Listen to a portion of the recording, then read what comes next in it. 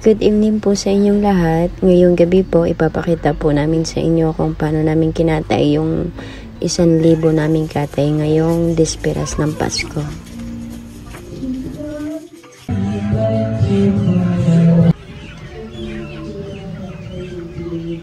Ito po yung unang batch na delivery po ng manok.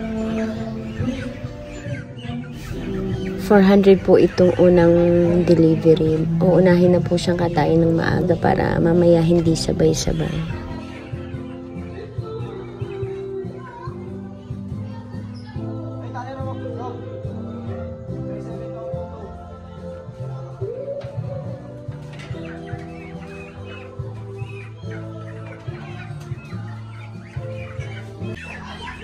So, ayan na po, mag-start na kami magkatay.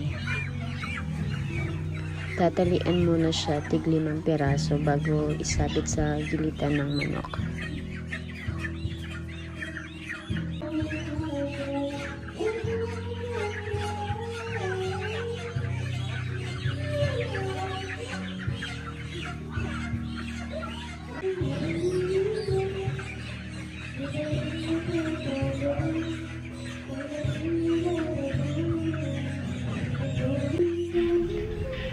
Diyan naman po siya ginigilitan.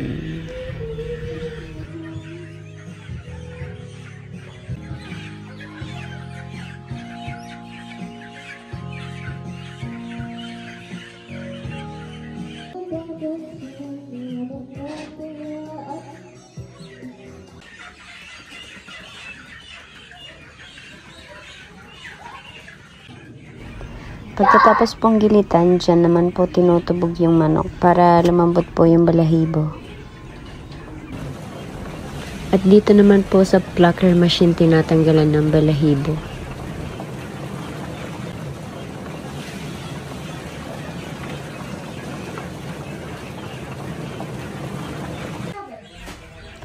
And then, ibababad po muna dito sa mga drums na to.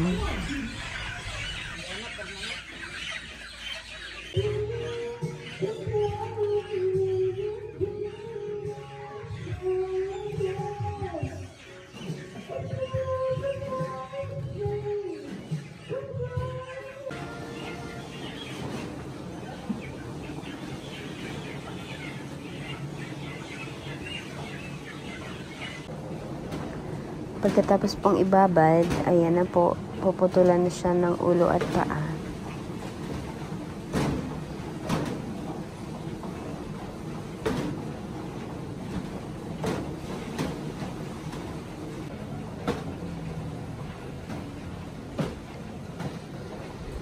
Inaalis na rin po yung mga laman loob sa loob ng manok.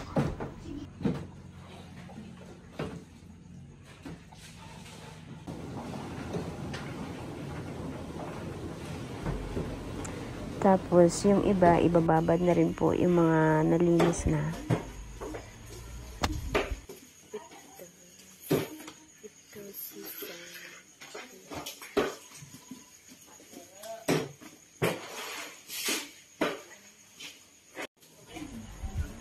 Dito siya nagtatagal kasi tinatanggal rin yung mga naiwang balahibo, yung mga maliliit, tsaka yung isaw, tsaka balunan, pinaghihiwalay.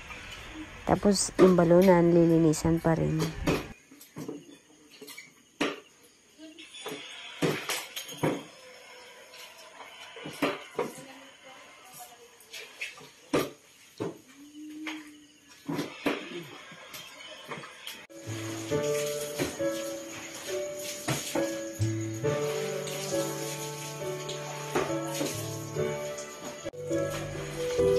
Ito naman malinis na siya, papatuluin lang bago ilagay sa plastic.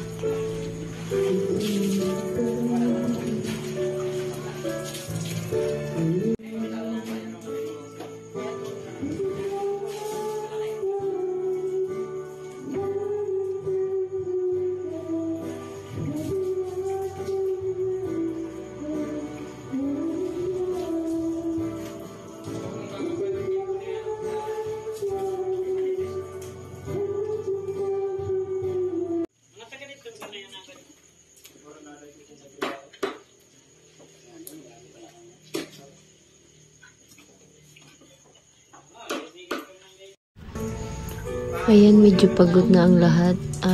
Puro kamag-anak ko lang din ang kasama ko dito. 4 yung kapatid ko and then there is po mga pamangkin at pinsan.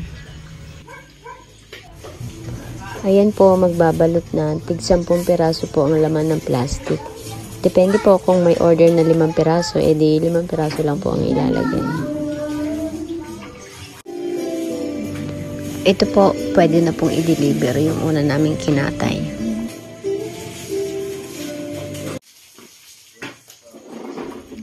Titimbangin mo na bago i-deliver. Tapos, gagawa na rin ng resibo.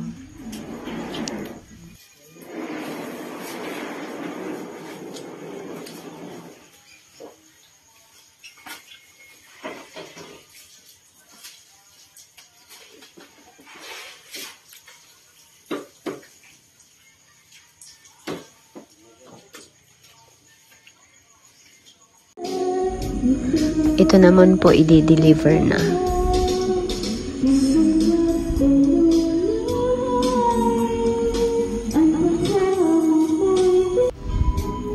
Ayan naman si ate, pakanta-kanta. At si mamay namin, gising pa rin, nagbabantay din. For delivery na din po itong isaw, paa at atay balunan.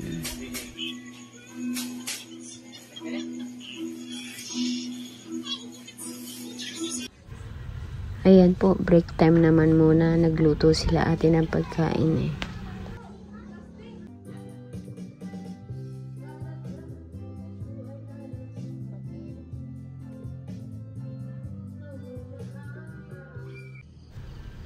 Ito na po yung pangalawang batch na delivery. Bali, ito po ay 600 po.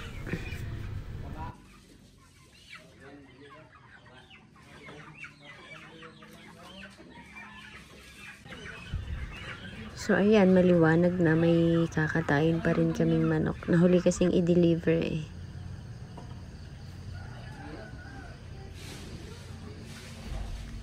Yung naging puhunan ko po dito sa 1,000 na manok is 214,554,000.